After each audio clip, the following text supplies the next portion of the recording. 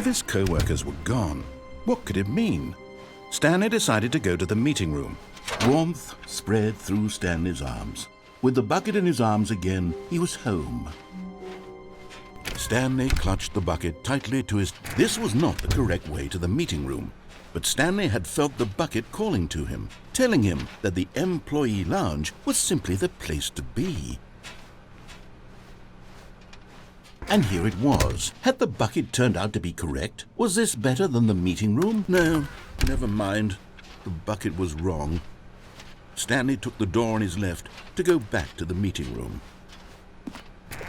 No, Said the bucket. don't go to the meeting room. Go somewhere else. The cargo lift, yes. Go there. Go to the cargo lift. Good, Said the bucket.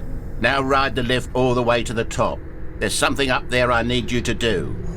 Stanley did not question why or how this bucket was speaking to him. It should have alarmed him, of course, because buckets can't talk.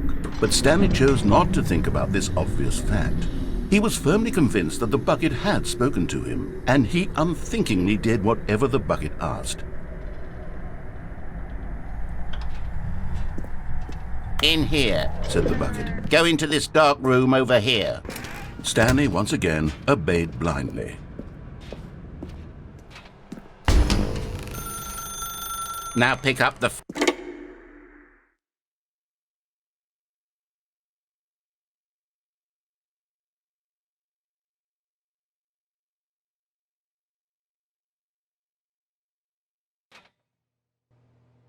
This is the sad story of a man named Stanley and his bucket. Once upon a time, I gave Stanley a bucket because I thought he was lonely and could use a friend. And then, very distressingly, he began to believe the bucket could speak to him. The Stanley Parable Reassurance Bucket was merely meant to provide the comforting glow of companionship. It doesn't literally talk and give you orders. Whatever Stanley is hearing the bucket say to him is just in his head.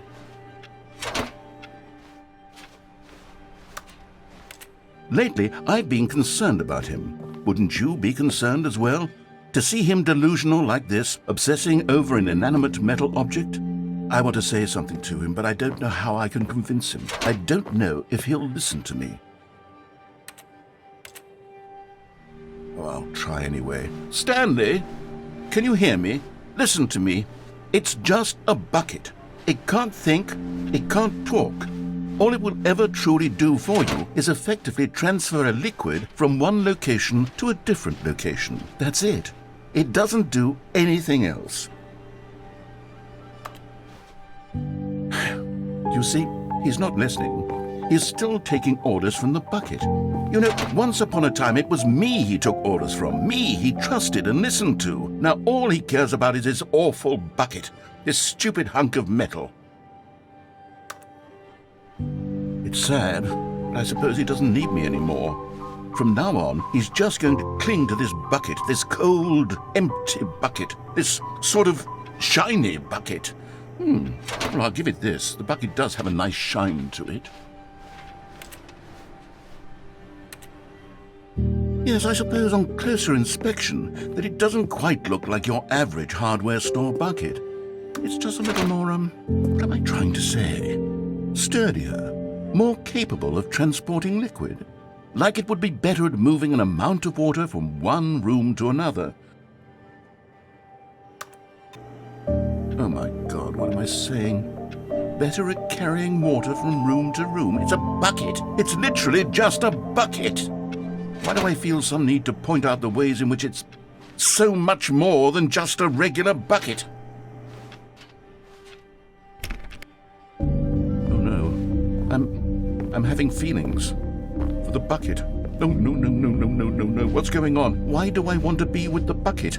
Hear what the bucket has to say. Do anything it asks. What's wrong with me? I don't understand. Perhaps, if I had the bucket, this would be less confusing. Yes, the bucket could tell me what to do in this troublesome situation. Stanley, give me the bucket. Give it to me. Give me the bucket, Stanley. I need it. Give it to me now. Give it, or I'll...